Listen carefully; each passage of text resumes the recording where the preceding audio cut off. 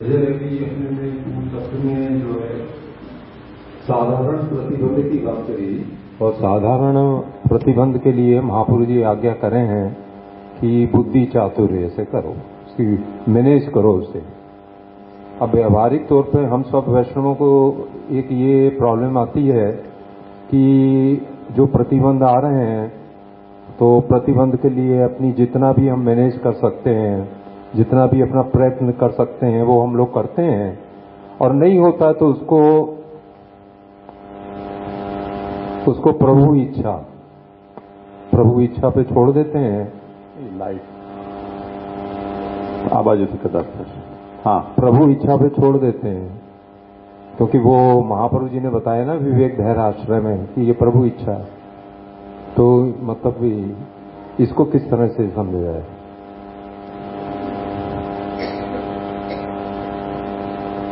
वो तो आपने कहा वो सही है, और तो क्या किया जा सकता है? नहीं, प्रश्न ये है कि जैसे यहाँ महाप्रभु जी दो प्रकार प्रतिबंध बता रहे हैं, साधारण क्लासीफाई कर रहे हैं, तो बुद्धि चातुर्य से करिए आप लोग जो साधारण प्रतिबंध। तो हम जीव हैं, वो अपने जितना प्रयत्न हो सकता है कर रहे हैं, उसके बावजूद भी वो प्रतिबंध नहीं हट रहा है। तो फिर ये सोच लेते हैं कि भाई विवेक धैर्य आश्रय में महाप्रभु जी आज्ञा करें कि भाई प्रभु इच्छा है ऐसी, और हम लोग आगे बढ़ जाते हैं। तो वो इसको साधारण प्रतिबंध को विवेक धैर्य आश्रय वाली प्रभु इच्छा से जोड़े तो मतलब क्या अर्थ निकलेगा उसका? ये तो अपने समझ पर निर्भर है कि हम कौन से प्रतिबंध को भगवतकृत प्रतिबंध माने और कौन से प्रतिबंध को साधारण कक्षा का माने। उसके लिए तो बुद्धि चातुर्य इसीलिए कहा ना कि हम वो प्रतिबंध आने के कारणों को हम खोजें। जैसे सर दुख रहा है तो सर दुखने के कई कारण होते हैं। सर दुखना एक रोग का चिन्ह है। सर दुखना वो रोग नहीं है। अब कारण हम खोजेंगे, हम तो जान नहीं सकते हैं। प्राथमिक उपचार से हम प्रयास करते हैं कि भाई ठंड के दिन है, माथा भारी हो रहा है तो शायद ये कारण हो, गर्मी का दिन है तो शायद पित्त आदि के कारण होता हो। अपनी जितनी अक्ल है उतना हम उपयोग करके और उसका सोचते हैं, पर नहीं, जब उसका समाधान होता है तो उसका जो एक्सपर्ट होता है उसको हम जाकर जांच करवाते हैं। तो सबसे पहले तो ये है निदान। निदान से पहले ये रोग है उसको रोग के रूप में जानना, क्योंकि कई बातें ऐसी होती हैं कि जो हम जन्मना हमारे साथ होती हैं उसको हम दोष या रोग के रूप में पहचान नहीं पाते हैं। उसको हम अपनी प्रकृति स्वभाव मान लेते हैं कि ऐसा ही होता है। तो कोई कहता है तब पता चलता है कि नहीं ऐसा नहीं होता है, इसको रोग समझो, आप दोष समझो। तो पहले तो हमें उसे रोग के रूप में पहचाने, यानी ये प्रतिबंधक है ऐसा हम जाने। उसके लिए महाप्रभु ने यहाँ पर भगवत सेवा में फल में ये 3 प्रतिबंधक होते हैं ये कहा, उद्वेग, प्रतिबंध और भोग। उनमें से कौन से त्याज्य हैं कौन से अत्याज्य हैं ये कहे दिया।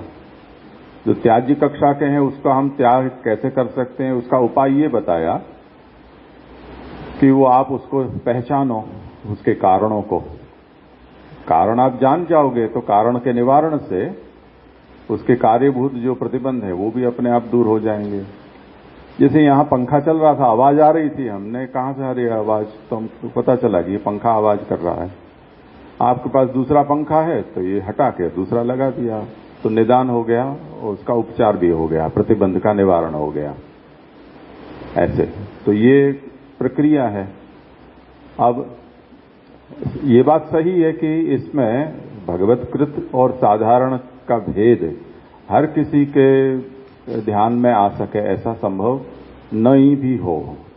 जिसको हम साधारण समझते हो वो भगवान के द्वारा किया गया प्रतिबंध भी हो सकता है, और जो कोई निर्बल कम बुद्धिमान व्यक्ति हो, वो जो हर किसी बात को भगवान के ऊपर डालता हो, वो किसी के लिए साधारण कक्षा का प्रतिबंध भी हो सकता है। तो ये तो चांस की बात है। उसमें यदि हमें ऐसा लगता है कि ये इसका निदान हम नहीं कर पा रहे हैं तब फिर किसी की सहायता लेनी चाहिए, आचार्य चरणों के ग्रंथों का और उनका, उसमें से हमें कुछ संकेत प्राप्त करना चाहिए।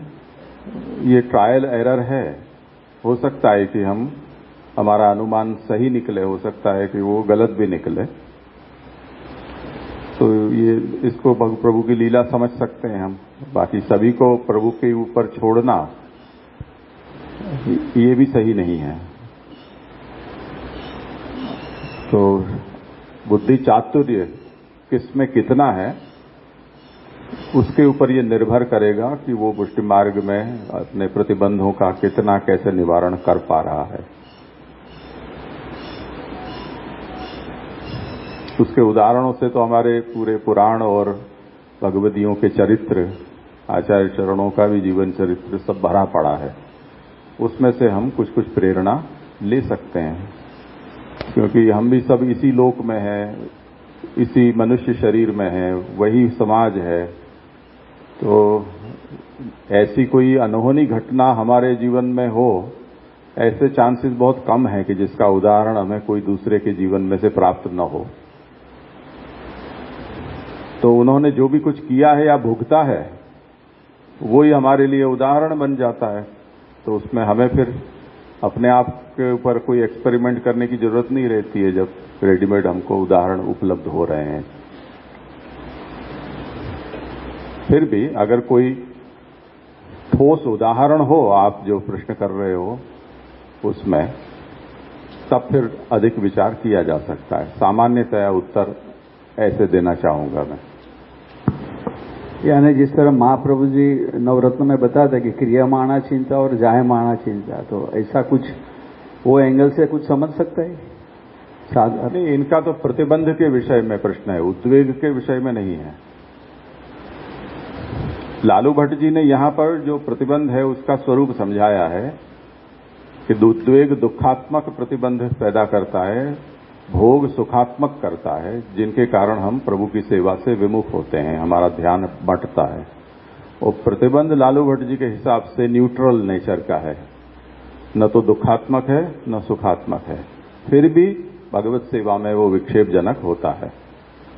तो अब उसे हमें लालू भट्ट जी की दृष्टि से यदि हम विचार कर रहे हैं इस प्रश्न पर, तो हमें उस दृष्टि से विचार करना होगा, जैसे उन्होंने कहा यहां कि हम जो हमारे जो कार्य हैं, लोक में वेद में रहकर हम भगवत सेवा कर रहे हैं, उसमें लौकिक और वैदिक कार्य का आयोजन हम इस प्रकार से करें कि भगवत सेवा के समय में वो विक्षेपजनक न हो।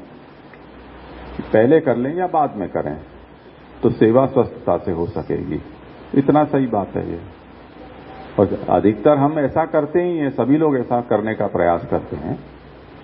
अभी कुछ समय पहले मैं गांव में गया, तब ठाकुर जी की सेवा के समय के विषय में कुछ लोग पूछ रहे थे कि हमारे यहाँ ठाकुर जी की सेवा में इतने बजे हम ठाकुर जी को राजभोग करके अनवसर कराते हैं और पीछे शाम को ऐसे करते हैं। फिर कुछ ने कहा कि हम तो एक समय में ही ठाकुर जी की सेवा को अनवसर करके पढ़ाते हैं। उसमें एक आए, उन्होंने कहा कि भी हमारा तो नाइट शिफ्ट में लड़का काम करता है और फिर शाम को चला जाता है, तो सुबह तो भोजन करने का उसको अवसर मिलता नहीं है, तो हम तो ठाकुर जी को जगाते ही दोपहर में 1-2 बजे थे, और उसके बाद जब वो शाम को जब उसको जाने का टाइम होता है और टिफिन देना होता है, उस समय फिर ठाकुर जी को राजभोग धर के भोजन करते हैं, और रात को 12-1 बजे जो मध्य रात्रि का भोग वो फैक्ट्री में खाता है, उसके लिए प्रसाद बांध के देते हैं। तो अब उन्होंने उसका सॉल्यूशन ऐसा निकाला। अब इसमें सुख दुख का विषय नहीं है, उन्होंने टाइम मैनेजमेंट किया है, अपने काम का मैनेजमेंट किया है। अब वो सही किया गलत किया वो जाने, उनके ठाकुर जी जाने। उन्होंने दूसरों की बात सुनी, तब उन्होंने कहा कि हम ऐसा करते हैं तो सही है या नहीं है। मैंने कब से करते हो? 30 साल तो हो गए। अब इसमें प्रश्न करने जैसा कुछ बचा नहीं। जब 30 साल से आप अपने ठाकुर जी को ऐसे टाइम टेबल में सेट करके सेवा पहुंच रहे हो, तो अब इसमें तो कुछ नहीं हो सकता है। आप भी राजी, आपके ठाकुर जी भी राजी, ऐसी आशा रखते हैं हम। तो और तो क्या कह सकें। तो प्रतिबंध तो हैं, रास्ता कौन कैसे खोजता है उसके ऊपर निर्भर है।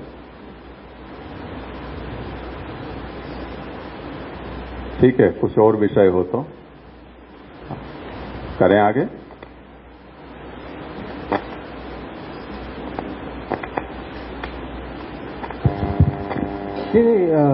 ये दूसरे श्लोक की उत्थानिका में सेवा सिद्ध्यर्थम वहां से इस बात को ला रहे हैं, अर्थात जो लालू भट्ट जी प्रथम अधिकारी है वो कक्षा के पूर्व की अवस्था है, ऐसा समझना होगा। सिद्धि के बाद तो ये प्रश्न रहते ही नहीं है, तब तो फिर फल ही आ जाएगा। तो फिर जहां जहां पर भी लालू भट्ट जी फिर से भगवत सेवा समय या अनवसरे वो जो बात जो ला रहे हैं, तो वहां पर फिर वो पूर्व कक्षा जैसे तनुवित मतलब हाँ, साधना जीव अवस्था की साधन अवस्था, और उस पक्ष में जो कथा परायण है तो उसके संदर्भ में फिर इसे कैसे मतलब भगवत सेवा समय या भगवत अनवसरे उसे कैसे यहाँ ला सकेंगे या कैसे समझना होगा? हाँ, सोच सकते हैं उद्वेग, भोग और प्रतिबंध, ये जैसे भगवत स्वरूप सेवा या बाह्य सेवा में ये बाधक होते हैं, उसी तरह से आंतर भजन में भी ये बाधक होते ही है ना, उसमें और ज्यादा होंगे बाधक।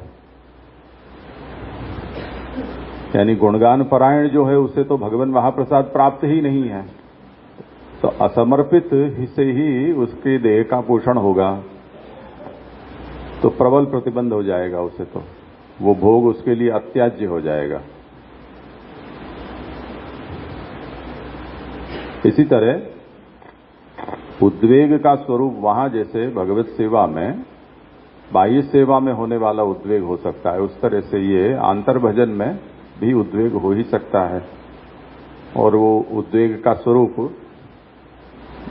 जैसे जलभेद ग्रंथ में वक्ता के प्रकार बताए गए हैं, उनमें निषिद्ध या निंदित प्रकार के कोई प्रवक्ता का संग उसे हो गया, वो उसका माथा चाट जाएगा, वो उसमें रुचि नहीं रखना चाहता है, वो उसका पिंड छोड़ेगा नहीं, क्योंकि श्रोता मिलते नहीं है। तो वक्ता श्रोता मिलने के साथ ही बड़बड़ाना शुरू कर देता है। वार्ता जी में आता है ना, वो एक उज्जैन में वो पीछे पड़ गया कि आपकी भागवत कैसी है, ऐसा सुनाइए या आप मेरे से सुन लीजिए। तो ऐसे वक्ता श्रोता का संबंध भी बड़ा विलक्षण होता है, तो वहां समस्या आ जाती है, तो वो भी उद्वेगजनक हो जाता है। और इसी तरह से यदि लालू भट्ट जी के ही शब्दों में हम इसको सोचें, दुखजनक होने से उद्वेग और सुखजनक होने से भोग प्रतिबंधक होता है, और सुख दुख दोनों से रहित प्रतिबंध होते हैं। तो वो प्रतिबंध भी इसमें हो ही सकता है। जैसे जो गुणगान परायण है उसने अपना जो कुछ भी समय भगवत गुणगान के लिए निश्चित किया है, वो समय कोई दूसरा आकर बैठ जाएगा तो क्या करेगा? ठाकुर जी की सेवा हो तो घंटानाद करके सामने वाले को हम संकेत दे भी सकते हैं कि अब यहां से प्रस्थान करो, वो खुद ही समझ जाएगा। पर गुणगान को इतनी सीरियसली कोई नहीं लेता है कि चलो इस समय मेरा जप पाठ का समय है, मैं बैठा हूं। तो लोग जप पाठ के समय में ज्यादा गपोड़ा चलाते हैं, समझे ना, क्योंकि उसको वो निवरा बैठा समझते हैं। जप पाठ करना कोई गंभीर कर्मकांड है ऐसा लोग नहीं मानते हैं। तो कोई संध्या कर रहा है, जप कर रहा है, पाठ कर रहा है, तो उसका माथा चाट जाते हैं लोग। तो गुणगान है वो सचमुच में एक गंभीर साधना है, उसमें जुड़ी हुई समस्याएं भी बड़ी विशिष्ट हैं। आप लोग अभी यहां बैठे हैं तो चुपचाप बैठे हैं और सब सुन रहे हैं, भाग ले रहे हैं चर्चा में। यही अगर ऑनलाइन आपके घर में होता तो इतनी देर में तो कितनी घंटियां बज जाती, कितने लोग आ जाते हैं, कोई खाना पीने का चलता होता, अखबार आ जाता, कुरियर आ जाता। तो वो जो साधना है उसको घर में भी कोई सीरियसली नहीं लेता है। ये तो ठीक है, हम लोगों ने उसको केवल ऑडियो में रखा है, वीडियो ऑन नहीं करते हैं, वरना ऑनलाइन में क्या चलता है वो सारी दुनिया जानती है। तो वो फिर ऐसा है, ऑनलाइन मतलब ऐसा ही है, ऐसा समझना चाहिए। तो गुणगान में भी ये सब प्रतिबंध हैं, वो तीनों तरह के आते हैं, ऐसा लालू भट्ट जी कहना चाहेंगे। जी हाँ, कल हम रिवीजन कर रहे थे तब एक क्वेश्चन आया था कि भाई ये सेवा फल में ये प्रतिबंध की बात कहाँ से आई। तो आपने समझाया वो तो बराबर है, लेकिन हमने ऐसा सॉल्यूशन निकाला था वो सही है कि नहीं, कि यहाँ पे ये ग्रंथ पढ़ के जो साधन अवस्था का जीव है तो उसको सेल्फ एनालिसिस कर सके, तो ये भी एक रीजन हो सकता है क्या? हाँ, वो तो है ही ना।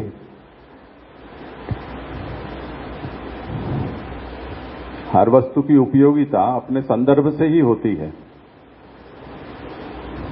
जैसे जो अबुध है, हम जैसे ही करते हैं ना कि कभी कोई बात अटक गई, उस समय उसका समाधान जहां से मिलता हो तो हम उसको कंसल्ट करते हैं। गूगल को कर दिया या उसकी जो साथ में आई हुई बुकलेट है उससे दे लिया, या कोई हेल्पलाइन नंबर दिया है तो उसको कर लिया। ये एक बात है।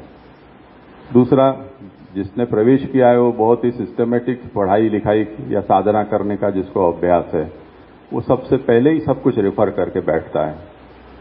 ये एक दूसरी पद्धति होती है। और तीसरा, ये जो टेक्सचुअल स्टडी क्या है उसको हम समझे तो सही, करना नहीं करना वो बाद की बात है, जब होगा तब। तो हम तो इस समय इसके अध्येता हैं, विद्यार्थी हैं, तो सब बात को हमें समझना चाहिए।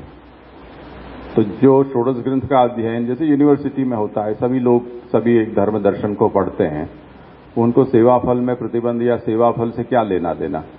पर एक तरह की विद्या है, विद्या के प्रेमी हैं हम, तो उसको जहां से भी समझ प्राप्त होती हो हमें समझना चाहिए। तो समझ रहे हैं, जो भगवान आज्ञा करते हैं ना, आर्तो जिज्ञासु अर्थार्थी और ज्ञानी, तो कुछ जिज्ञासु हैं, अपनी ज्ञान पिपासा को संतुष्ट करने के लिए किसी भी प्रकार की विद्या हो उसको वो ग्रहण करते हैं। कुछ आर्त हैं, यानी कुछ कर रहे हैं और उसको उनको बीच में कुछ रुकावट आ गई, तो वो सेवाफल में देख रहे हैं कि मेरे जीवन में जो आई है समस्या, उससे जुड़ती कोई बात यहां हो और उसका समाधान महाप्रभु के वचन से मुझे मिल जाए तो चलो अच्छा है। तो उस दृष्टि से वो देखते हैं।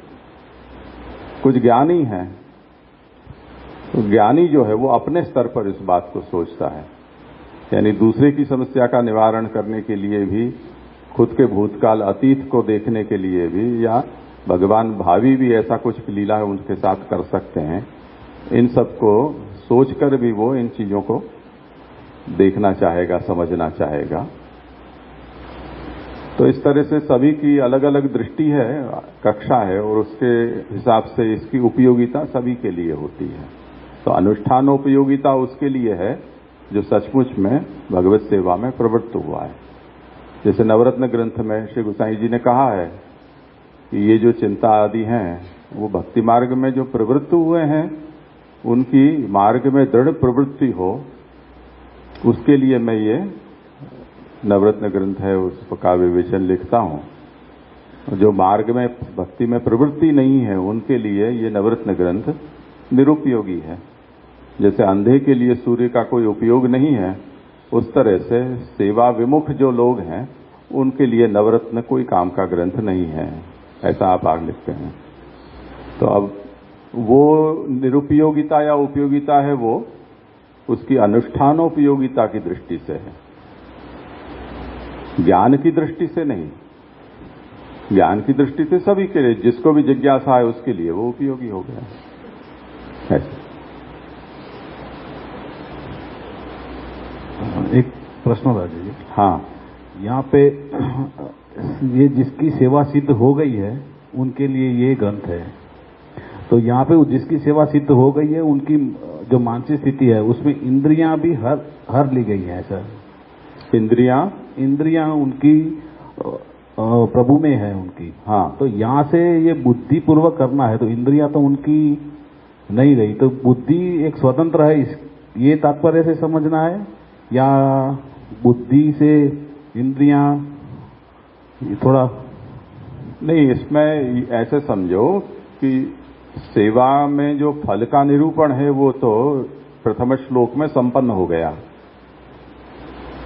तो जो सेवा मानसी की सिद्धि अवस्था पर जो पहुंच गया है, उसको सेवा में प्राप्त होने वाले फल का निरूपण अलौकिक सामर्थ्य, सेवोपयोगी देह और सालोक्य के रूप में फल प्राप्त होगा, ये कहा।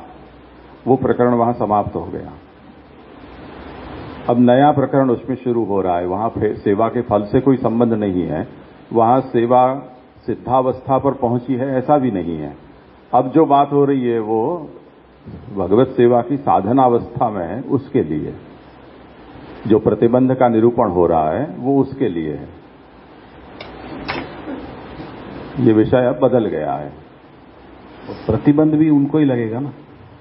हाँ, जो सेवा भगवत सेवा में प्रवृत्त हैं, हाँ, और जो साधनावस्था में हैं, हाँ, उनको प्रतिबंध अगर आते हैं तो इस प्रकार के आ सकते हैं। और यदि वो प्रतिबंध आएंगे तो फल की प्राप्ति में विलंब हो सकता है या फल की प्राप्ति कैंसिल हो सकती है। ये बात अब कही जा रही है। ठीक है।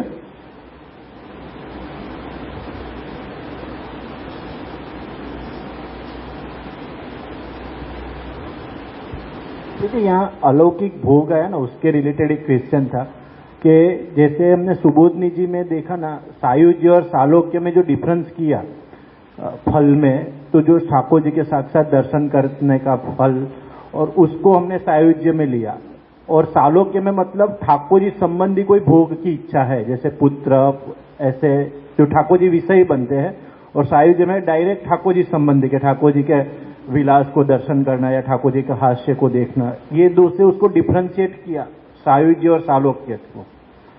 तो यहाँ जो भोग आया, भले ठाकुर जी की प्रीति अर्थ है, जैसे आपसे ने उदाहरण दिया था अम्मा सत्रानी के, उसके बेटे लीला में पधारे तो अम्मा सत्रानी को दुख हुआ, लेकिन उनका दुख ठाकुर जी संबंधी ही था। तो उसको हमने एक कैटेगरी ऐसा रखा कि भले ठाकुर जी संबंधी है, पर वो कुछ ऐसी चीज है जो मतलब ठाकुर जी से अतिरिक्त है, भले ठाकुर जी संबंधी है। उसके फल के डिफरेंशिएट हमने ऐसा किया था सायुज्य और सालोक्य में। तो यहाँ जो भोग आया तो उसको तो सीधा पहले फल में महाप्रभु जी गिना रहे हैं। तो ये मतलब थोड़ा मुझे तो अभी पूरा स्पष्ट नहीं हुआ प्रश्न, पर जिनको स्पष्ट हुआ हो और कुछ कहना हो तो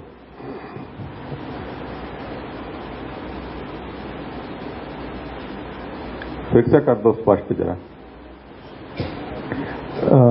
जैसे हमने सुबोधनी जी में सायुज्य और सालोक्य का जो डिफरेंशिएट देखा ना, उसमें हमने मतलब मैं ऐसा समझा कि सायुज्य में श्री ठाकुर जी के स्वरूप संबंधी फल की बात थी, मतलब ठाकुर जी के हास विलास के दर्शन, भ्रुकुटी के दर्शन, जो एक मिनट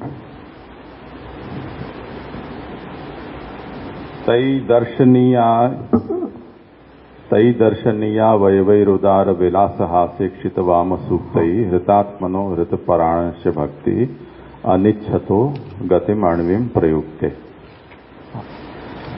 और फिर सालोक्य में हाँ, यहाँ ठाकुर जी आप अभी मुझे लग रहा है कि अस्पष्टता इस अंश में है कि भगवान के जो दर्शनीय अवयव, उदार विलास, हास्यपूर्ण दृष्टि, भगवान के मनोहर वचन, इनसे जिनकी आत्मा भगवान ने हर ली है या जिनके प्राण भगवान ने हर लिए हैं, ऐसी भक्ति जिनके अंदर है, ये तो वो सायुज्य की प्राप्ति का अधिकारी कहा है, ये सायुज्य नहीं है। तो ऐसी भक्ति जिनको सिद्ध हुई है, वो भक्ति न चाहते हुए भी इस अधिकारी को सायुज्य मुक्ति प्रदान करती है, ये कहा गया है।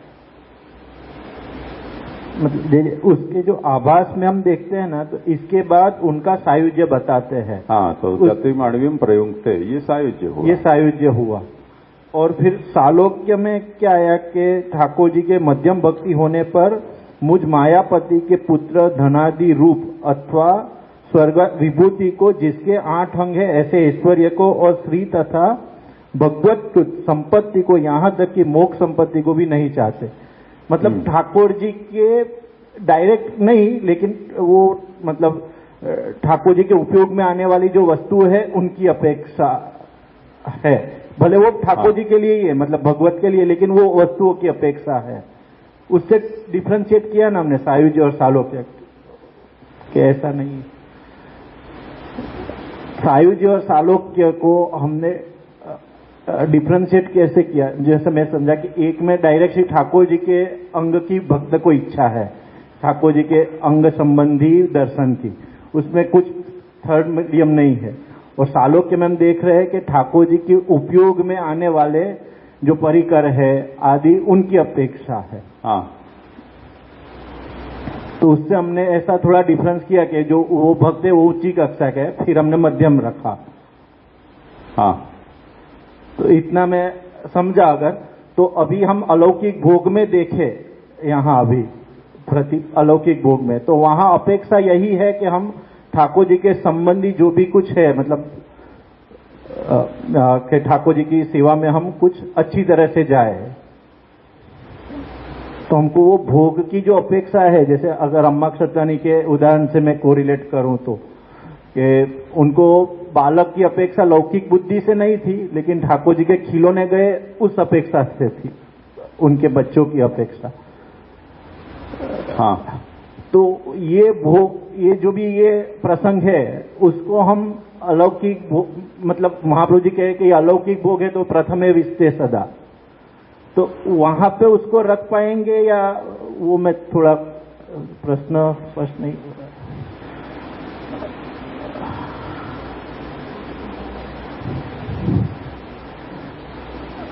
अब प्रश्न से की हुई बात मुझे बहुत स्फुट नहीं हो पा रही है, क्या पूछना चाह रहे हो। मैं जो समझ रहा हूं वो मैं फिर से एक बार कह देता हूं।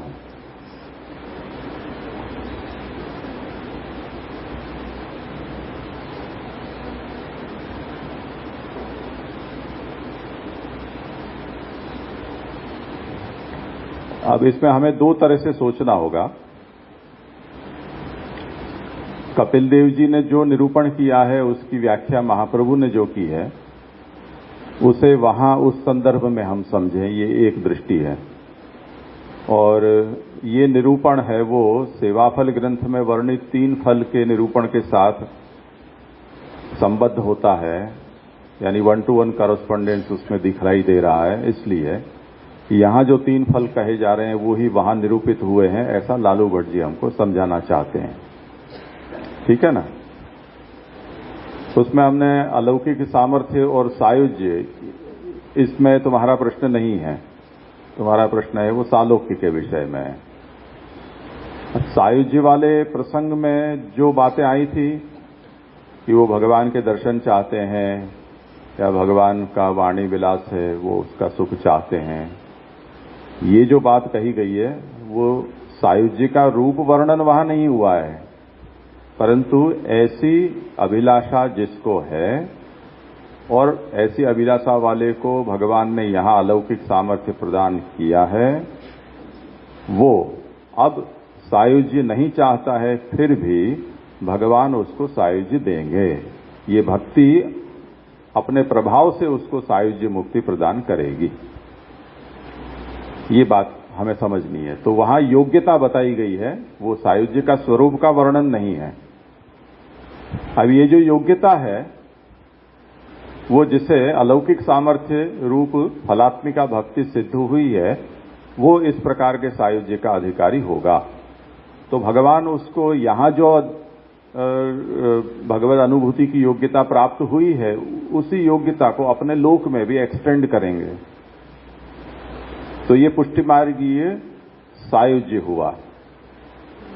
मर्यादा मार्गीय जो सायुज्य और सालोक्य का निरूपण वो श्री लालू भट्ट जी यहां सेवाफल ग्रंथ में समझा रहे हैं कि पुष्टि जीव का फल, ये 3 फल में से केवल अलौकिक सामर्थ्य की प्राप्ति ही है, वो भूतल पर भी होता है और भगवत लोक में भी प्राप्त होता है।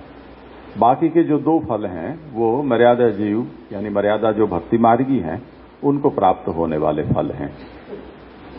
अब जिनकी सायुज्य की प्राप्ति की भी योग्यता नहीं है, ऐसा जो अधिकारी है, जिसको यहां पर निम्न अधिकारी कहा जा रहा है, उसे कौन सा फल प्राप्त होता है? तो वो कहते हैं कि उनको सालोक्यादि रूपम फलम आह, उनको सालोक्यादि रूप फल प्राप्त होता है।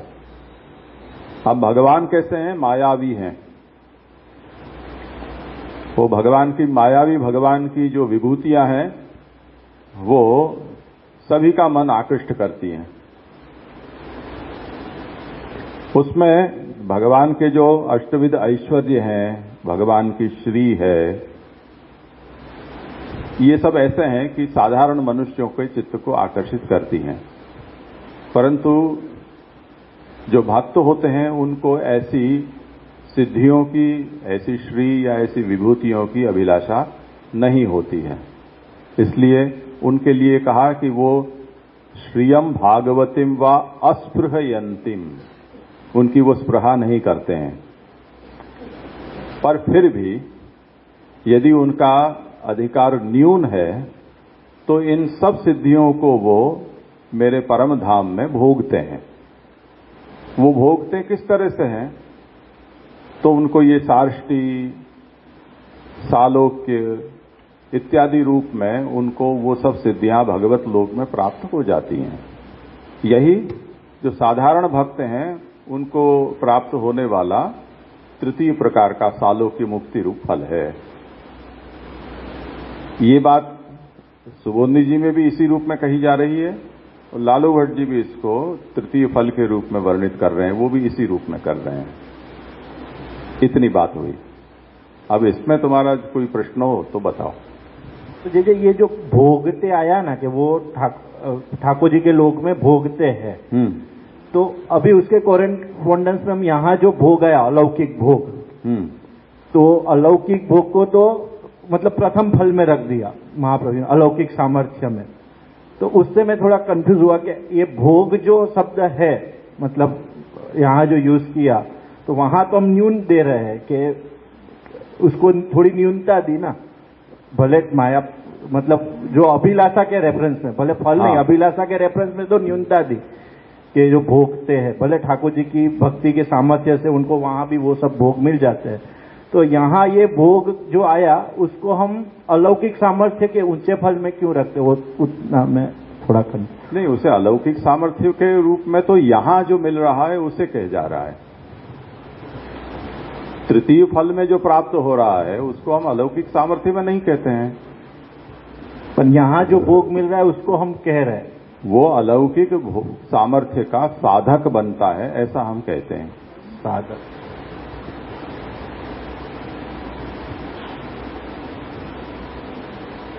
क्योंकि तभी तो भगवत महाप्रसाद से भक्त के देहेंद्रियों का पोषण होगा, भगवत समर्पित सभी व्यवहार वो करेगा, तभी तो उसमें आधिदैविकता आएगी, तभी तो प्राकृत दोष के संसर्ग से वो मुक्त हो पाएगा। सिद्धांत रहस्य का यही तो मुख्य हेतु है। तो सर्वेशाम ब्रह्मता ततः ये जो फल बताया है वो इसी अभिप्राय से बताया है। इतना होने पर फिर वो सेवा अधिदैवी की होगी और तब जाकर भगवान के सच्चिदानंद स्वरूप से के साक्षात्कार का उसको अवसर प्राप्त होगा।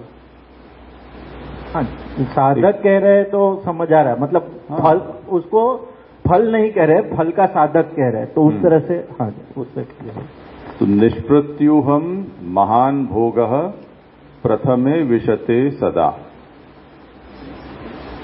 तो अलौकिक भोगस्तु फलानाम मध्ये प्रथमे प्रविशति, तो वो मध्यपाती फल है, वो त्याज्य नहीं है, इस अभिप्राय से उसको फल कहा है, पर वो मुख्य फल का साधक है, ऐसे इसको समझो। ठीक है, करें आगे।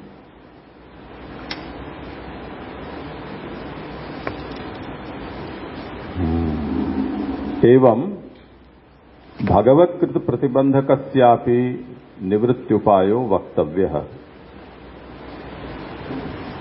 जिस तरह से पूर्व में लौकिक भोग और उद्वेग और साधारण प्रतिबंध, इन सब का निवारण, उसका उपाय बताया, उस तरह से भगवान के द्वारा जो प्रतिबंध आते हैं उनकी निवृत्ति का उपाय भी आपको कहना चाहिए।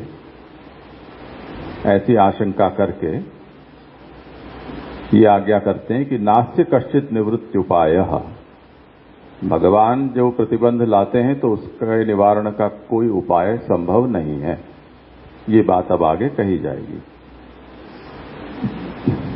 सेवा फल के विवरण में महाप्रभु ने इसको इस तरह से कहा है, भगवत कृतश्चेत प्रतिबंध तदा भगवान फलम न दास्यति, यानी भगवान यदि प्रतिबंध स्वयं खड़ा कर रहे हैं तब फिर भगवान फल नहीं देंगे, इति मंतव्यम, ऐसे समझना चाहिए। तदा ज्ञान मार्गेण स्थातव्यम शोकाभावाय इति विवेकः, उस स्थिति में ज्ञान मार्ग से रहना चाहिए जिससे कि शोक न हो। अब उसकी व्याख्या करते हैं। तदा भगवान फलम न दास्यति, यानी भगवान प्रतिबंधक हो रहे हैं या भगवान प्रतिबंध खड़ा कर रहे हैं तब फिर भगवान फल नहीं देंगे। फल नहीं देंगे यानी सेवा फलम मुक्ति रूपम न दास्यति, सेवा फल रूप जो मुक्ति है वो मुक्ति भगवान नहीं देंगे, ऐसा इसका मतलब है। अब ये अलौकिक सामर्थ्य वाली बात तो है ही नहीं। अब ये बात आएगी तो लालू भट्ट जी के अनुसार मर्यादा भक्त को प्राप्त होने वाली सालोक्य या सायुज्य रूप मुक्ति, उसी फल की ये बात है। तदा अन्य सेवा भी व्यर्था, ऐसे में यदि कोई भक्त ऐसा विचार करे कि प्रतिबंध आ पड़ा, कुछ हम ऐसा उपाय करें, यानी कोई और की हम सेवा करें, उपासना करें, आराधना करें, जिससे ये प्रतिबंध टल जाए या भगवान का विचार बदल जाए, तो कहते हैं कि नहीं, अन्य का उपाय करना भी उस समय व्यर्थ है।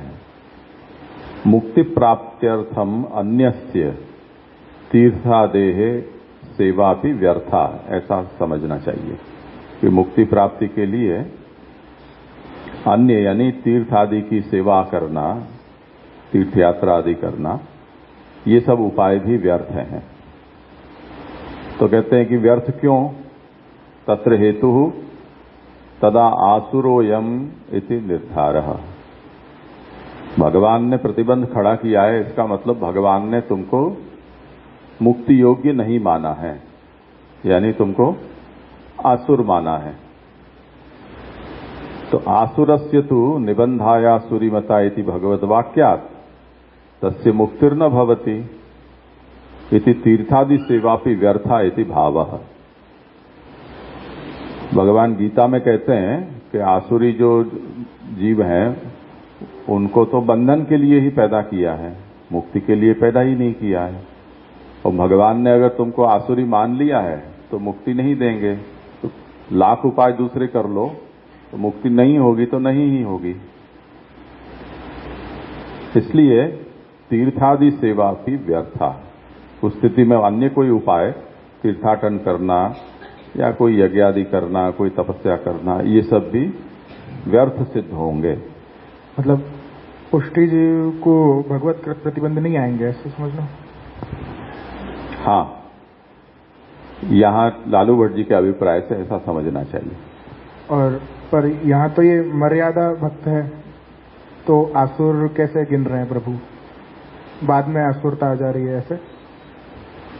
आप ऐसा समझो कि जैसे मैं कई बार उदाहरण देता हूं, एक बार हम कोई नर्सरी में से फूल पौधे लेकर आए, हमने कहा कि हमको एक पौधा पीले गुलमोहर का चाहिए और एक लाल वाला गुलमोहर है वो चाहिए, तो उन्होंने दे दिया। मैंने कहा कि ये इसमें लाल ही, क्योंकि पौधे में तो फूल होते नहीं है इतने छोटे में, तो मैं कहा इसमें लाल ही होगा ना, तो कहा हाँ होगा। नहीं हुआ तो वापस दे जाना। अब साल 2 साल बाद 15-20 फीट का पेड़ हो, उसको वापस कैसे दी जा सकते हैं? तो कुछ बातें पहले से समझ में नहीं आती है, वो अवसर पर ही समझ में आती है। तो हम पहले इस भ्रम में लगे पड़े हैं कि हो सकता है सेवा फल मिल जाए, सेवा फल मिल जाए, मतलब और कभी ऐसा प्रतिबंध बीच में आ पड़ा कि जिससे हमें ये प्रतीत होने लगे कि ये हम गलत ट्रैक पर आ गए हैं या भगवान हमारे अनुकूल नहीं है। तो ऐसी संभावना होती है। मतलब वो पहले से ही आसुरी है। हाँ, आवेशजन्य उसमें भक्त के लक्षण प्रकट हुए थे, ऐसा समझना चाहिए।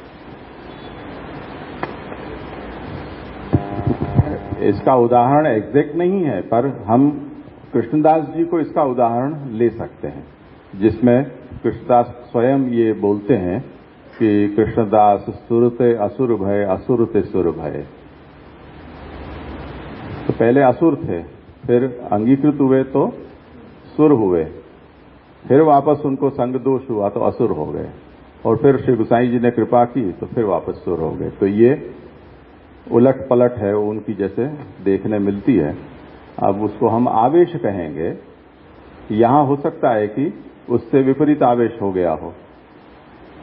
सहज नहीं है ना, सहज नहीं है, सहज आसुरी नहीं आएगा यार। वो हमें नहीं पता है कि नहीं है, जो शब्द हैं उतने ही है। आप हमारी क्या सोच है उस समय में, कितनी उदारता हम प्रकट करते हैं और कितने तथ्यवादी बनते हैं, उसके ऊपर ये बात निर्भर है।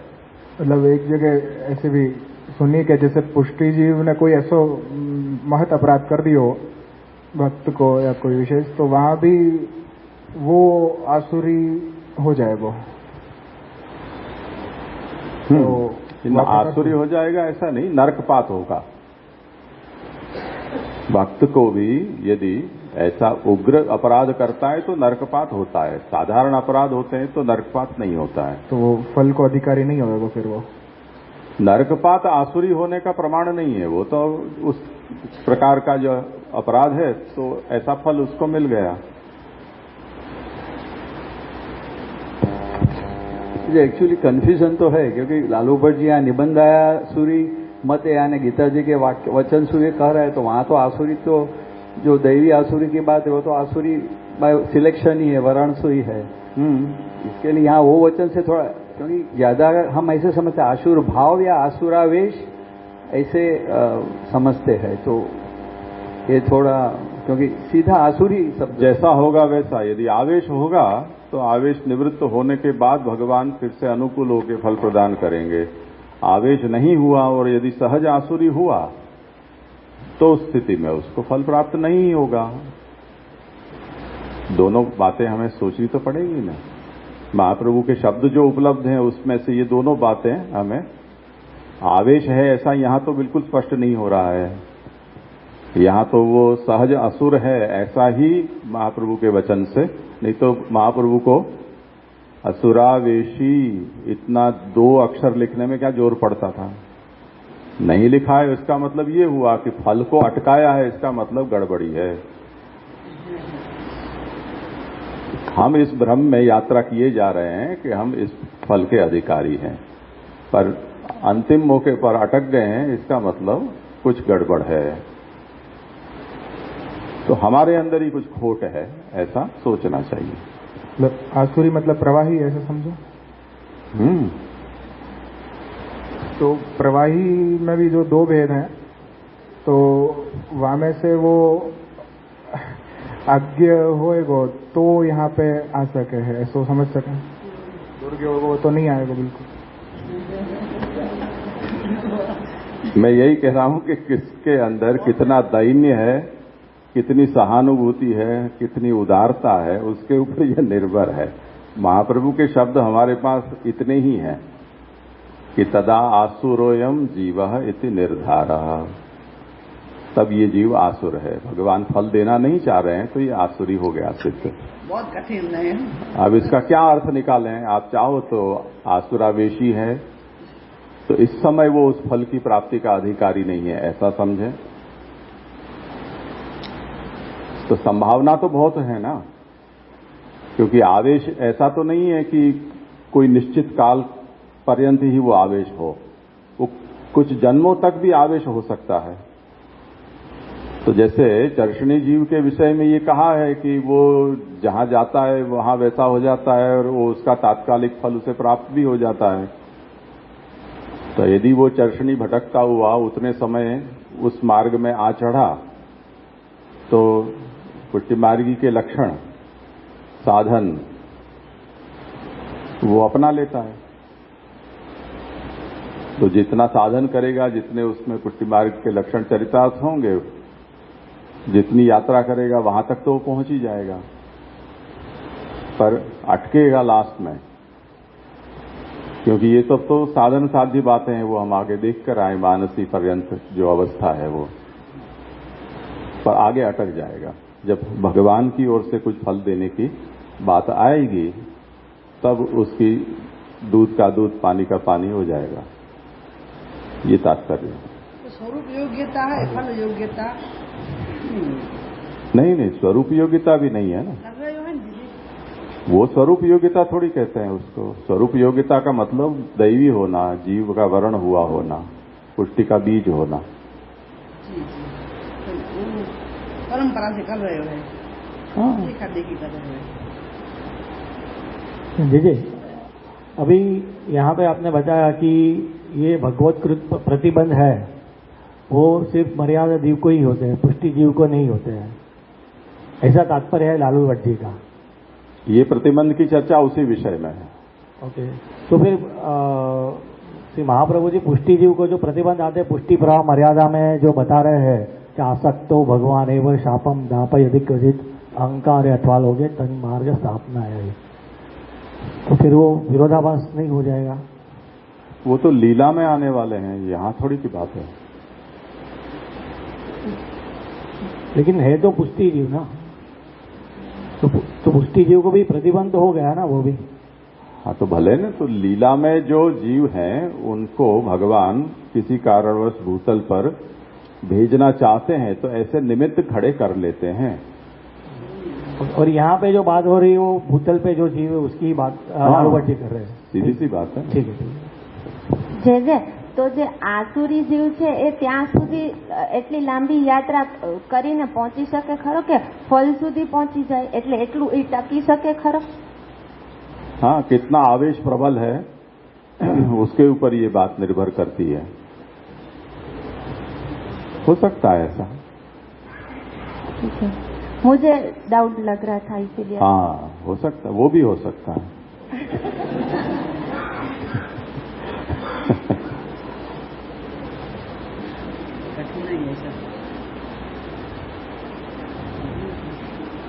इसीलिए सेवाफल ग्रंथ बड़ा कठिन है, छोटा सा है तो बड़ा कठिन है।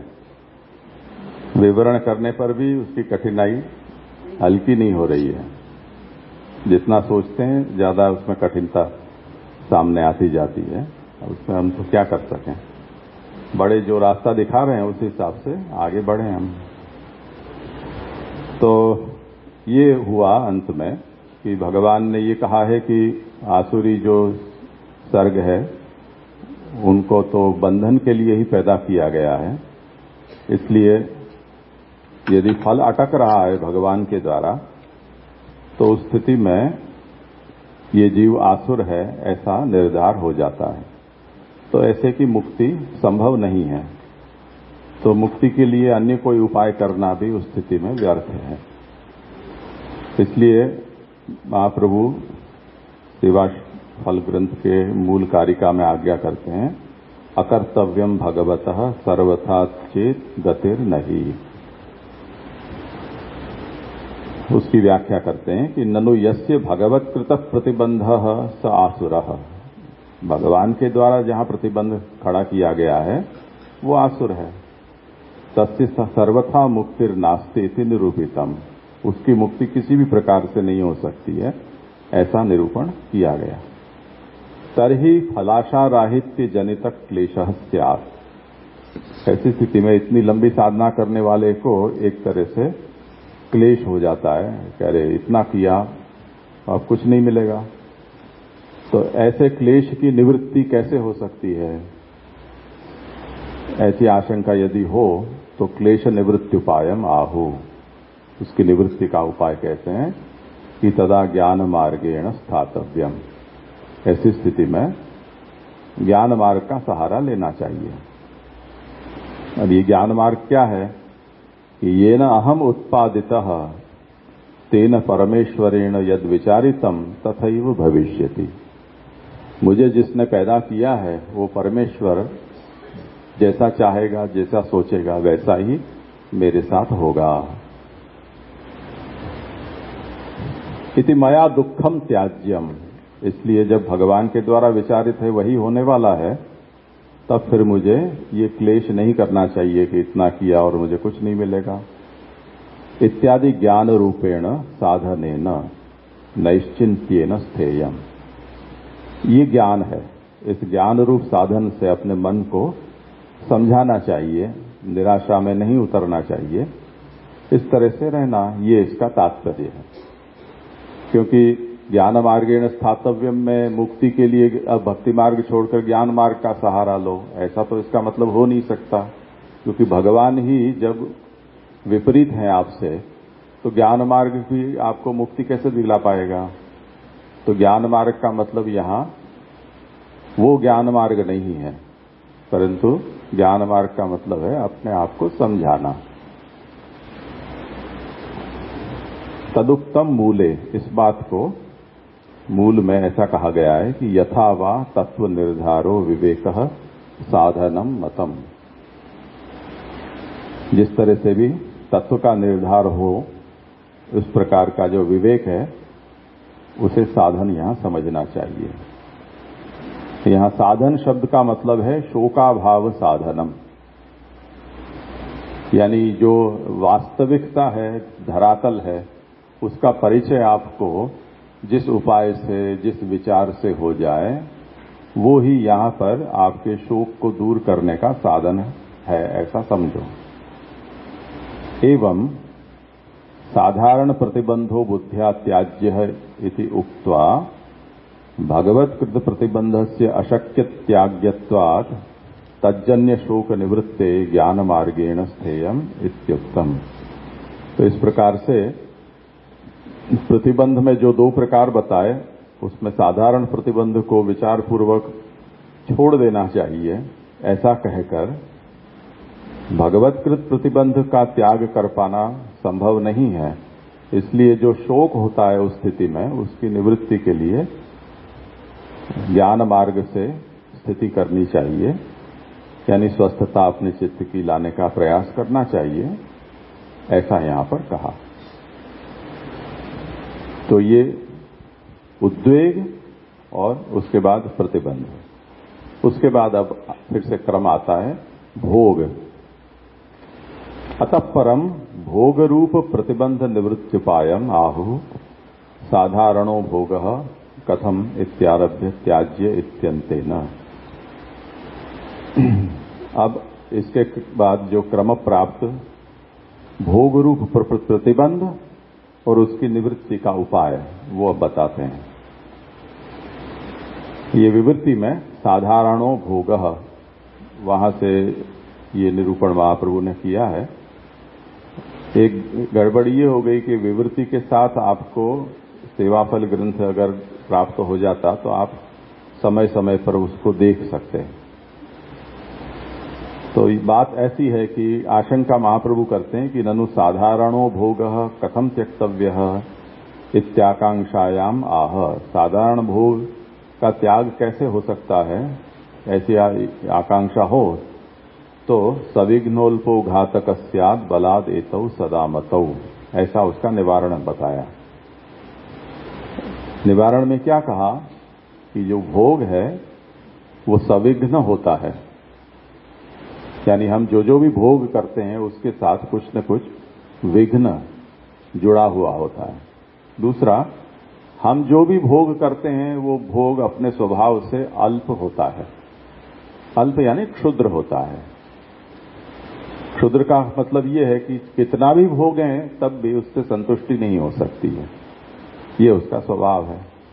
तो ऐसे विचार से, यानी विघ्न उससे होंगे, उससे कभी संतुष्टि होने वाली नहीं है, ऐसा विचार करके भोग का त्याग करना चाहिए, ऐसा महाप्रभु समझाते हैं। अब उसे आज्ञा करते हैं आगे कि अतः परम भोगस्य सुख हेतुत्वेन त्याज्यत्वम न मनसी आयाति। उद्वेग तो दुख रूप होता है, इसलिए सभी लोग उद्वेग छोड़ो, चिंता छोड़ो, ऐसे तुरंत समझ में जाते हैं। कोई चिंतातुर बैठा हो और कहे कि नहीं इससे तो तबीयत खराब हो जाएगी, ब्लड प्रेशर बढ़ जाएगा, स्ट्रोक भी आ सकता है, शुगर में भी अप डाउन हो जाएगा, चिंता छोड़ दो, उद्वेग मत करो, तो हाँ बात सही है, तो झूठ मूठ भी हंसने लगते हैं लोग। तो उसकी दुखरूपता का विचार करके उसको हम छोड़ सकते हैं, पर भोग में ऐसी दुखरूपता नहीं है, उससे तो सुख मिलता है। जैसे आदमी मिर्ची भी खाता है तो जैसे आंसू निकलते हैं, जैसे पसीना छूटता है, जैसे जीभ में चिरमिराहट होती है, तो और मिर्ची खाता है, और लाओ और लाओ, तो उसमें सुख मिलता है मनुष्य को। इसी तरह जो भी भोग के पदार्थ हैं वो सब सुखजनक होने से उसकी त्याज्यता का विचार कभी भी मन में नहीं आता है, यानी उसमें हमें कुछ अनिष्ट दिखलाई नहीं देता है। तो वो बात समझाते हैं कि भोगस्य सुख हेतुत्वेन, भोग वो सुख के कारण रूप होते हैं, इसलिए भोग त्याग दो ऐसा कोई कहे तो ऐसा विचार कभी आता ही नहीं है। यानी पंखा चल रहा है तो बंद कर दो पंखा, ऐसा विचार किसको आता है? बंद हो उसको चालू करने का विचार आता है, चालू पंखे को बंद करने का विचार नहीं आता है। तो इस तरह से सुख हेतु होना ये प्रतिबंधकता का अंश है उसमें। उसे समझाते हैं सविघ्नोल्पो घातकस्याद। ये जो सुख है उसमें समस्या क्या है उसके ऊपर हमें ध्यान देना चाहिए। सविघ्नत्वाद अल्पत्वाद भोगः त्याज्यत्वम, भोगस्य त्याज्यत्वम। भोग में कुछ विघ्न जुड़े हुए हैं, भोग में अपने आप में अल्पता है, इसलिए भोग त्याज्य होते हैं। तो भोगस्य सविघ्नत्वम अल्पत्वंच मुहुर्मुहुर् विचार्य त्यागः कार्यः इति भावः। फिर से बार बार निरंतर जब भी भोग भोगें उस समय उसकी अल्पता और उसमें रहे हुए विघ्न उनका चिंतन करते रहें, तब फिर उसकी त्याज्यता समझ में आती है। और वो सभी सर्वत्र सभी भोग में ये बातें, जैसे हम कभी भी डॉक्टर के पास जाएं तो डॉक्टर भी हमको डराते धमकाते रहते हैं, ये खाओगे तो ये हो जाएगा, ये करोगे तो ये हो जाएगा। तो वो अल्पत्व और उसमें सविघ्नत्व का ज्ञान वहां से होता है। डायटिशियन के पास जाओगे तो वो हमें कुछ बता देगा, योगाचार्यों के पास जाएंगे तो वो हमको बता देंगे कुछ न कुछ, धर्माचार्यों के पास जाएंगे तो वो भी हमको डराते धमकाते हैं। तो चारों ओर से हमको सब लोग डराते धमकाते रहते हैं। वकील पुलिस के नेता के पास जाएं तो वो भी डराते धमकाते हैं।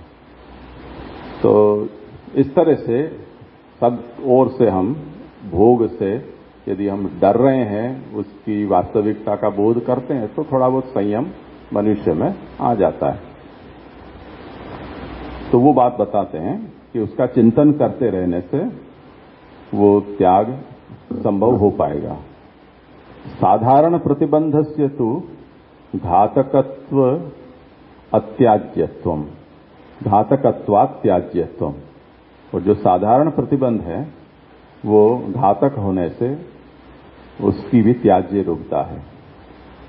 ये साधारण प्रतिबंध क्या है? तो कहते हैं कि वेद निंदा रूपः पाप रूपश्च। वेद की निंदा करना ये एक प्रतिबंध है। इसी तरह पापाचरण करना ये भी एक तरह का प्रतिबंध है। सच महादोष रूपत्वात्, ये बड़े दोष हैं। और सेवा सिद्धेर घातको भवति, सेवा को अपनी सिद्धावस्था पर पहुंचाने में ये दोनों ही बाधक बन जाते हैं, वेद निंदा और पापाचरण। अतएव वेद निंदायाः पापानांच जन्मांतर संपादकत्व निबंधे सेवा प्रकरणे उक्तम। तो महाप्रभु ने इसीलिए निबंध के साधन प्रकरण में आगे वचन दिया जा रहा है, अत्रापि वेद निंदायाम अधर्म करणात् तथा नरके न भवेत् पातः किंतु हीनेषु जायते। वहां ये बात कही है कि यदि भक्ति मार्गी भी वेद निंदा यदि करता है और अधर्माचरण करता है तो भगवत कृपा बल से हो सकता है कि उसको नरक न हो, परंतु हीन योनि में तो उसका जन्म होता ही है। तो यदि हीन योनि में जन्म होगा तो अंतराय हो जाएगा, भगवत सेवा के फल की प्राप्ति में विघ्न हो जाएगा। एतस्य सर्वेषु सेवाधिकारीषु संभवात् साधारणत्वम, ये जो प्रतिबंध हैं वो भगवत सेवा के जो भी अधिकारी हैं उन सभी अधिकारियों में ये प्रतिबंध होना संभव है, इसलिए इस अर्थ में इसको साधारण प्रतिबंध कहा है। साधारण का मतलब हल्का प्रतिबंध ऐसा मतलब नहीं है उसका। साधारण का मतलब वो इक्वली सबको एप्लीकेबल है, उस अर्थ में उसको साधारण कहा है। सकल सत्कार्य मात्र प्रतिबंधकत्वाच्च साधारणत्वम, ये दोष ऐसे हैं कि वो जितने भी सत्कार्य हैं उन सत्कार्य मात्र में प्रतिबंधक बनते हैं, इस अर्थ में भी उसकी साधारणता समझनी चाहिए। भगवत कृत प्रतिबंधस्तु असुर मात्र विषयकत्वाद असाधारणः इति विशेषो ज्ञेयः। अब दूसरा जो प्रतिबंध बताया असाधारण प्रकार का, वो उसे असाधारण इसलिए कहा कि जो आसुरी जीव हैं उन्हीं को वो भगवत कृत प्रतिबंध प्राप्त होते हैं, ये उसकी असाधारणता है, वो सभी को नहीं होते हैं।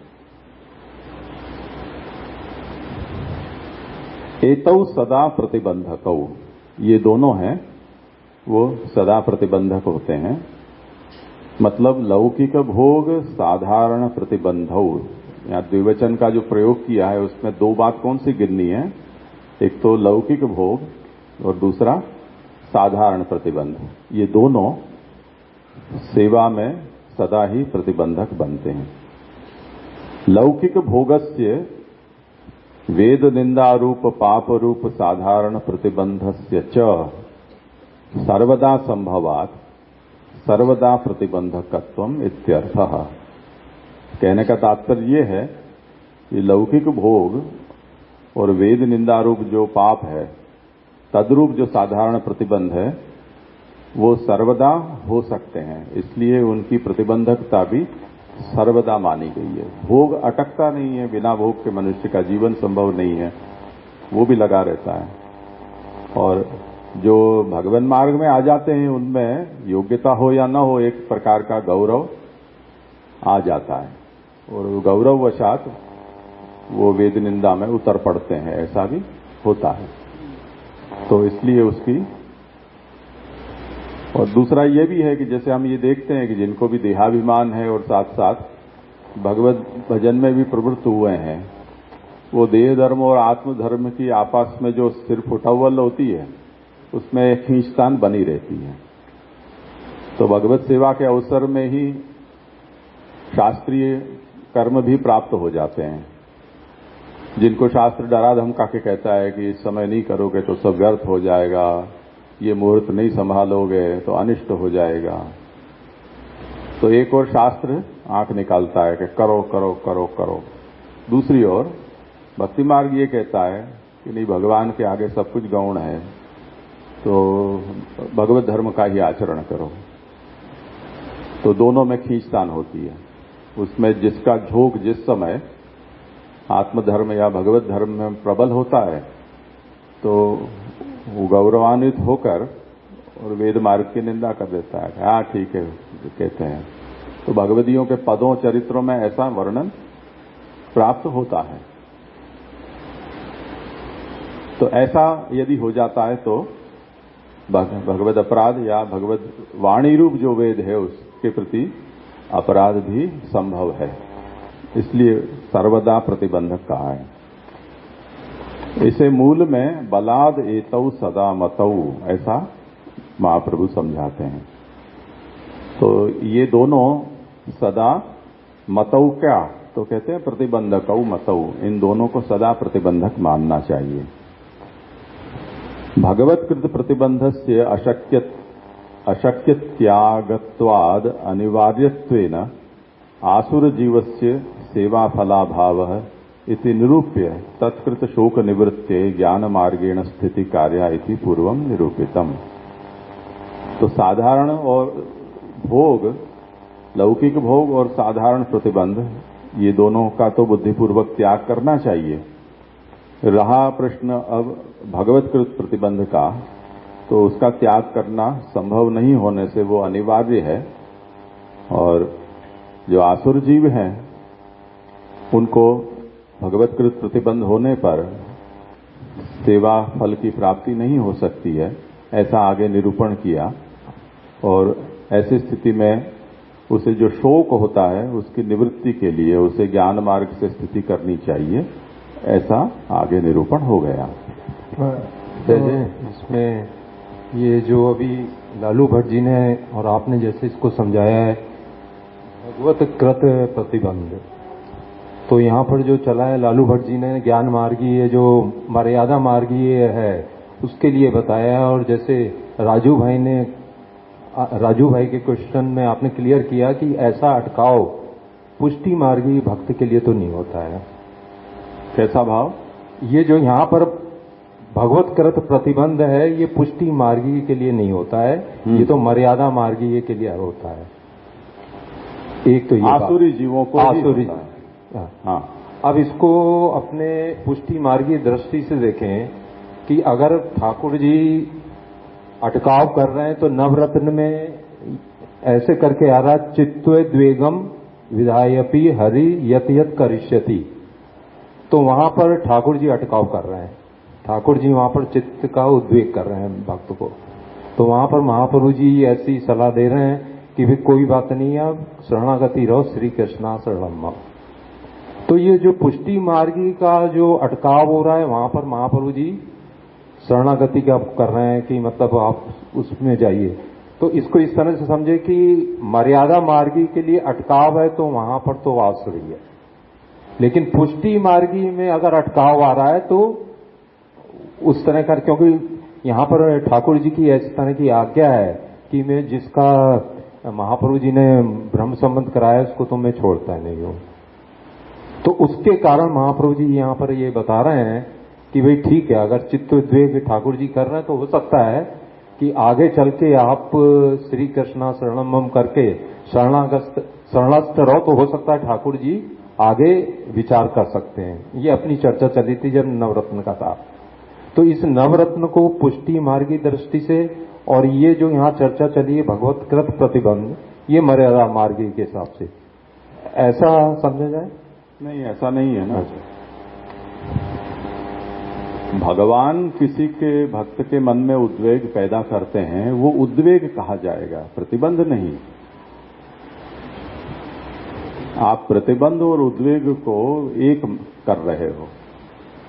भगवान के द्वारा फल में प्रतिबंध खड़ा करना ये एक अलग ऑब्स्टेकल है, और किसी भक्ति मार्गी के चित्त में भगवान के द्वारा उद्वेग पैदा करना ये एक अलग प्रकार हो गया। तो उद्वेग को उद्वेग के रूप में लो, प्रतिबंध को प्रतिबंध के रूप में लो। बट जैसे इसमें उद्वेग भी तो प्रतिबंध तो करेगा ही ना?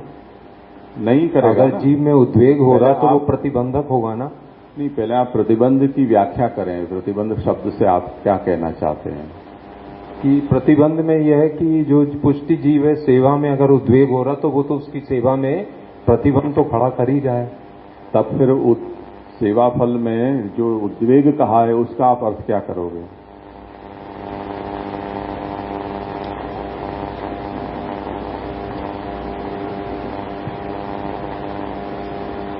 तो साधारणतः ये कि तो एक साधारण प्रतिबंध की उसके अंदर तो ठीक है, समझ में आ रहा है। लेकिन जो ग्रत इसके अंदर प्रतिबंध का जो सेवा में प्रतिबंध कर रहा है तो उसमें तो 3 प्रकार तो बता ही रहे हैं, उद्वेग भी है, भोग भी है, और ये जो तीनों चल रहे हैं तो वो मेजर कैटेगरी में तो तीनों आ ही रहे हैं ना। तो उसके अंदर भी फर्दर क्लासिफिकेशन कर दिया कि साधारण प्रतिबंध।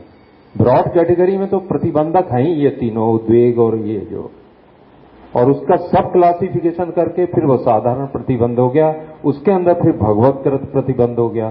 तो भगवतकृत प्रतिबंध मर्यादा मार्गी का क्या उसका फल होगा? उसके अंदर यह है कि वही आसुरी। मैं आपकी बात समझ रहा हूं। आप उद्वेग को भी प्रतिबंध के अंतर्गत ले रहे हैं।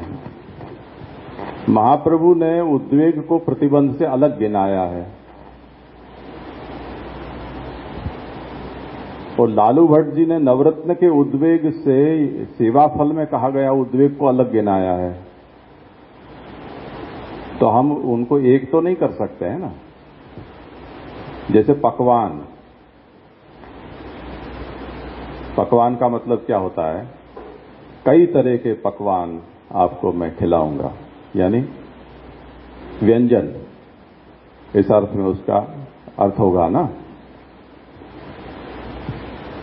अब कच्छ में एक खाने की वस्तु का नाम भी पकवान है।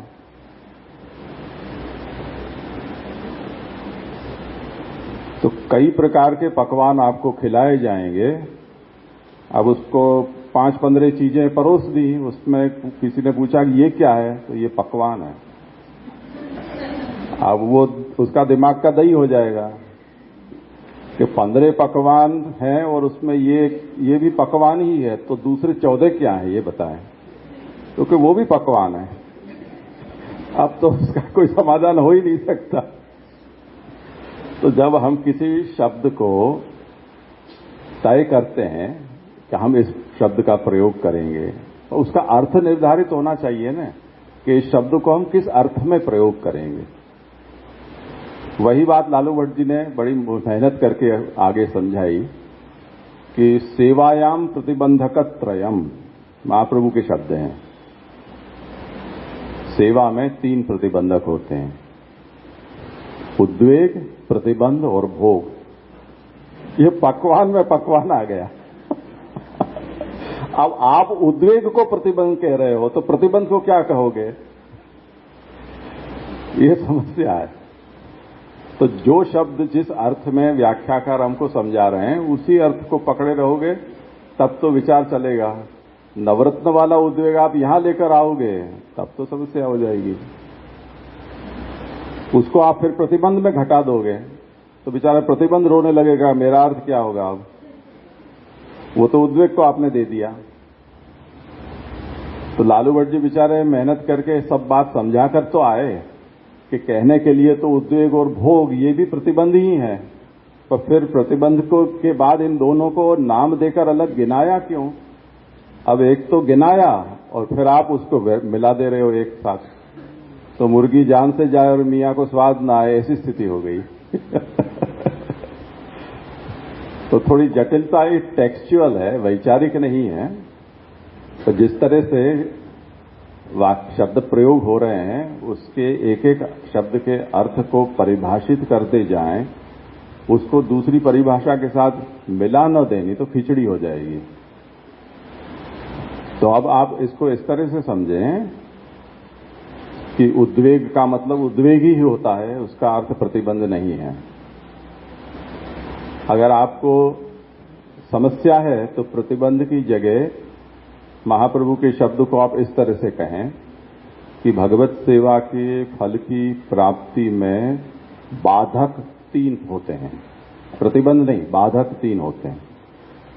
एक उद्वेग, दूसरा प्रतिबंध और तीसरा भोग। तो वो प्रतिबंध 2 बार नहीं आएगा, एक ही बार आएगा।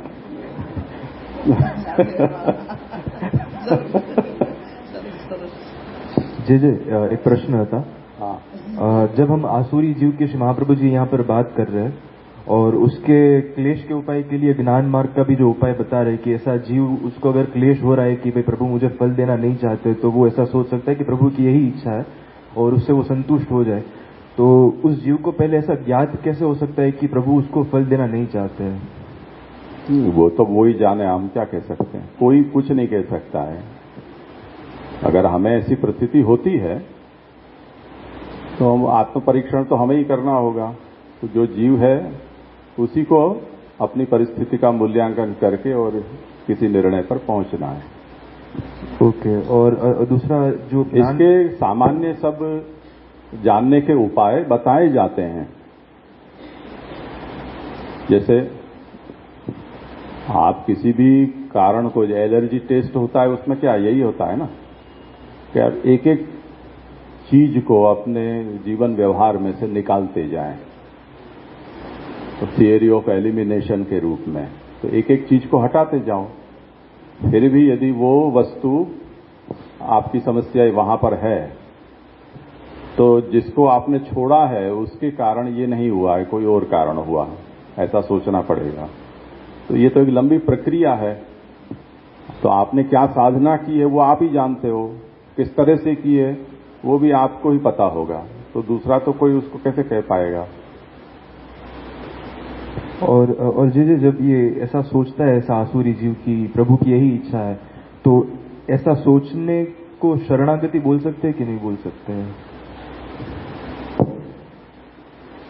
कहने के लिए हम तो ऐसा चाहेंगे कि हम उसको शरणागति ही कहें, पर भगवान उसको शरणागति मानेंगे या नहीं मानेंगे ये भी एक प्रश्न है। तो हमारी दृष्टि से वो शरणागति है, भगवान की दृष्टि से कुछ और हो सकता है। एक प्रश्न ये भी है कि वो जो आसुरी है या मर्यादा जो आसुरी बन गया हो, माने मर्यादा आसुरी जो भी कहे, भगवान ने आसुरी मान लिया बाकू। अब वो के फल में प्रतिबंध है, अब बाकू कभी मिले कोई नहीं वो फल। तो वाने जो जितनी भी भक्ति करी हो, चाहे प्रेम तक भी पहुंची हो और पूर्ण प्रेम भी भयो, तो वाकई भक्ति की निरर्थकता हो गई, फल प्राप्ति नहीं हुई, उस अर्थ में निरर्थकता ही है। ऐसे बाकी जो किया उसने वो अच्छा किया, अभिनंदनीय है। कम से कम आसुरी जीव के अनुरूप आसुरी कृत्य न करके और भक्ति में उतना जीवन बिताया, ये अच्छी बात की। तो बिताने को कोई फल नहीं है आपको? हाँ, फल यानी ये फल नहीं है, भक्ति भी निरर्थक हो सके। उस सेवा फल में वर्णित फल नहीं है, ये इसको हमें कहना होगा। तो क्या स्वर्ग आदि हो सके? यूं कुछ भी हो या ना हो, सेवा फल में वर्णित फल उसे प्राप्त नहीं है, इस अर्थ में उसकी निष्फलता है। उसे हम ये नहीं कहेंगे कि जैसे उदाहरण के तौर पर हम जो भोजन करते हैं उसमें हमें स्वाद बनता है,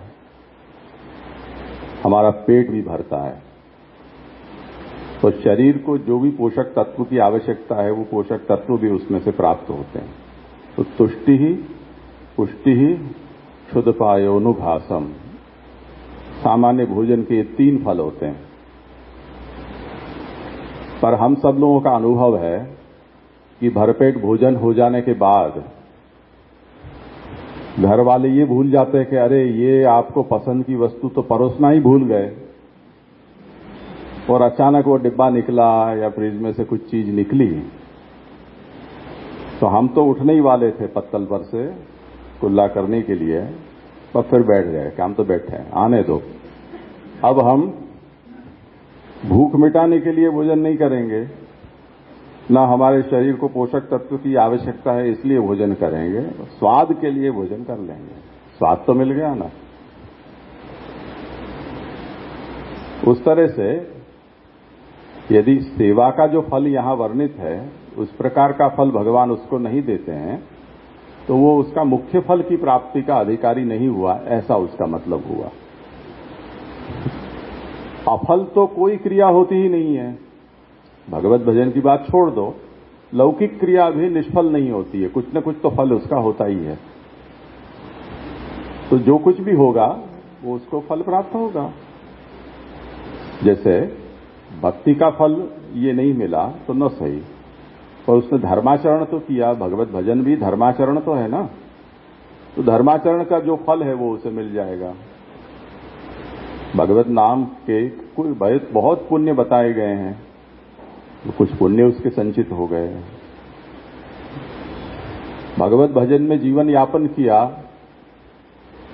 यानी फलावस्था तक पहुंचने पर्यंत ये किया है, इसका मतलब उसने लोकासक्ति वेदासक्ति को छोड़कर ये किया है, ऐसा अनन्यता से। तो और कुछ होगा या नहीं होगा, उसके इंद्रियों की सात्विकता तो होगी ही, अंतःकरण उसका सात्विक तो बनेगा ही बनेगा। ये कोई कम फल है? तो कई जन्मों से योग साधना करने पर जो फल प्राप्त नहीं होता है, कितने ही तीर्थ यात्रा और कितने ही यज्ञ याग आदि दान पुण्य करने पर भी ये सिद्धि नहीं होती है, वो उसको भगवत भजन के प्रताप से सिद्धि प्राप्त हो जाएगी। पारलौकिक फल नहीं है कुछ, पारलौकिक यानी भक्ति मार्गी फल प्राप्त नहीं होगा, और कुछ भी भगवान उसके ऊपर प्रसन्न होकर फल दे तो दे सकते हैं।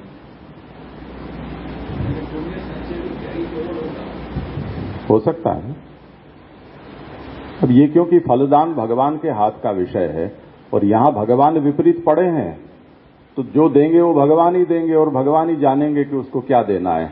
इसमें हम कुछ कह नहीं सकते, अनुमान ही लगा सकते हैं। हमारे हाथ का विषय ही नहीं है ये, तो हम क्या कहें। हाँ ललित जी।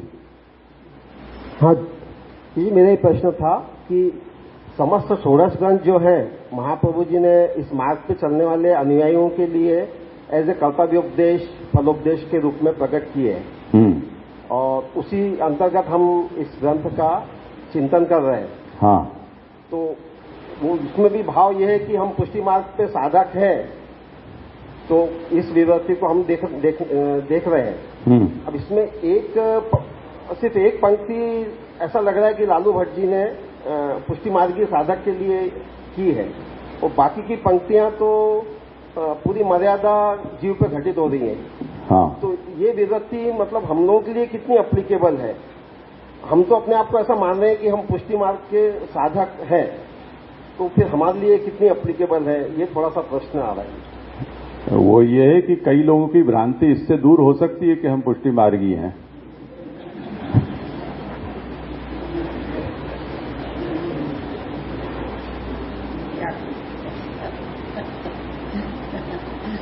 जैसे बालबोध की बात है, हम सेवा फल पर ये बात कह रहे हैं, मैं तो बालबोध पर ये कह रहा हूं। हम सब छाती पे हाथ रख के अपना जीवन हम कैसे जी रहे हैं उसको हम सोचें। क्या धर्म प्रधान जीवन है हमारा? धर्म के तो बोरिया बिस्तर पहले ही समेट गए। धर्म तो कुछ है नहीं। हिंदू धर्म के नाम पर, वैदिक धर्म के नाम पर आज हम क्या कर रहे हैं? वेद के सामने हम खड़े रहेंगे तो चांडाल से भी बदतर स्थिति हमारी वेद कहेगा कि तुम किसी कक्षा में नहीं खड़े रह सकते हो। वेद ये कहेगा। भोग पा रहे हो, सब तला हुआ निषिद्ध हो गया, चीनी निषिद्ध हो गई, घी निषिद्ध हो गया, मैदा नहीं खा सकते, आपको बस गायों भैंसों की तरह चरना ही है अब, तो ही जिंदा रह सकते हो। तो भोग भी हमारे लिए संभव नहीं है। बिना मेडिक्लेम के या आयुष कार्ड के बिना अब हम घर से बाहर नहीं निकल सकते हैं। भोग की बात तो बहुत दूर रह गई, तो काम पुरुषार्थ ही नहीं हो रहा है। बाकी बचा धर्म और अर्थ। तो जो कुछ भी हम कर रहे हैं वो अर्थ ही पुरुषार्थ जी रहे हैं। अब उसमें हम ये कह रहे हैं कि सेवा फल में एक ही पंक्ति पुष्टि मार्ग के विषय में है, तो हम सेवा फल के सामने खड़े रह सके ऐसी तो स्थिति है नहीं। तो बालबोध के स्तर पर ही हमारी ये भ्रांतियां महाप्रभु ने निवारण कर दी हैं कि आपके जीवन में अर्थ पुरुषार्थ के अलावा और कुछ बचा ही नहीं है, और आप अपने आप को 30 मार्क समझ रहे हो कि हम पुष्टि मार्गी हैं, भक्ति मार्गी हैं।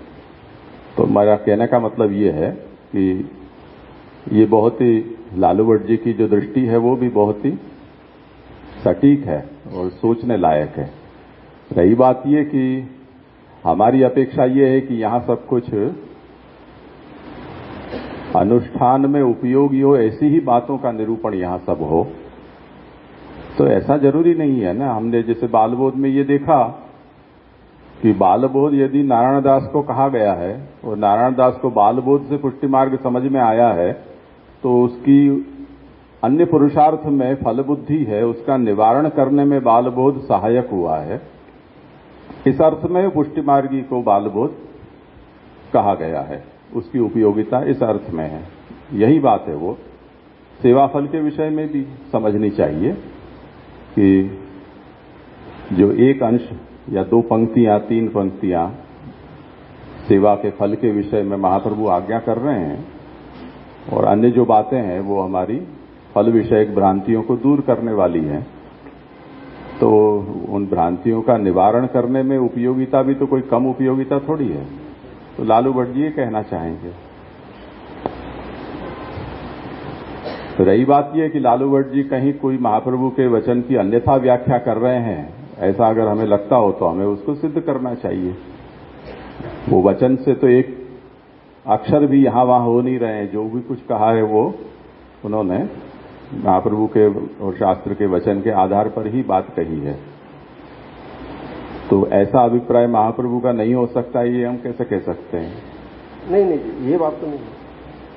मेरा आशय था कि दूसरे टीकाकारों का क्या अभिमत है वो भी थोड़ा सा अगर। हाँ, वो तो करेंगे, अगर लालू भट्ट जी समय देंगे तो कल कर लेंगे। मूलचंद तेलीवाला की टीका का हमने उपक्रम में ये बात कही थी कि उसको हम देख लेंगे, उसमें और सभी व्याख्याकारों के मत भी प्राप्त हो जाएंगे। तो आज तो अभी यहाँ विराम रखते हैं। हाँ, ठीक है। हाँ, बोलो। एक प्रश्न है, थोड़ा सा विषयांतर, कि सायुज्य मतलब एकत्व समझना, जो सालों के साष्टी सामीप्य एकत्व की जो बात है वो एकत्व। हाँ। और सालोक्य जो वहां में वर्णित है वही। तो सालोक्य और एकत्व, जैसे सालोक्य और सायुज्य को तो वर्णन आया यहाँ में दोनों फल में, तो जो 3 नहीं आया, साष्टी सामीप्य और सारूप्य, इनको कैसे समझना? ये सायुज्य के पास है कि सालोक्य के पास है ये तीनों फल? तो नहीं, उनसे अलग है ना। जो सालोक्य हमने ये इनके प्रश्न पर देखा था, शायद तुमने पूछा था, क्या नाम? हाँ, राजेश ने। तो उस राजेश के प्रश्न पर इस बात पर हमने देखा था कि जो सारूप्य है, जिसको सारूप्य प्राप्त है उसको सालोक्य प्राप्त है ही, क्योंकि भगवत लोक में ही प्राप्त होने वाला ये फल है। तो सारूप्य तो हो गया, समझ में आया। अब साष्टी, जो ऐश्वर्य की प्राप्ति भगवान कराते हैं, वो दोनों तरह से संभव है। भगवत लोक में भी ऐश्वर्य संपन्न भक्त हो सकता है, और उसी तरह से जो यहाँ पर भूतल पर अवतरित हैं उनमें भी भगवान उनको ऐश्वर्य प्रदान करते हैं, ये संभव है। सारूप्य भूतल पर संभव नहीं है, ठीक है ना? तो अब हो गया। और सामीप्य तो हाँ ठीक है, वो वहीं हो जाए। जी, कल का गौशाला का अनाउंसमेंट नहीं? हाँ, कल सुबह सब लोग गौशाला जाएंगे, 7 बजे पहुंचना है वहां पे।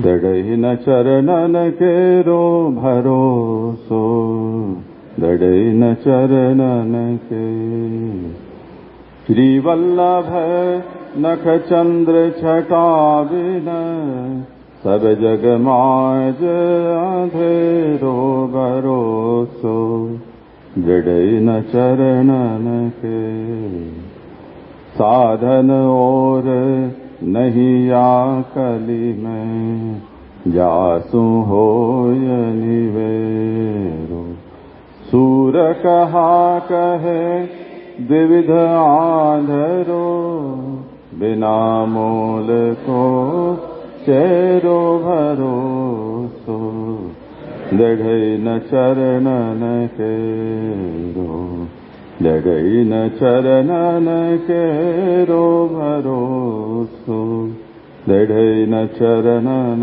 के। वल्लभान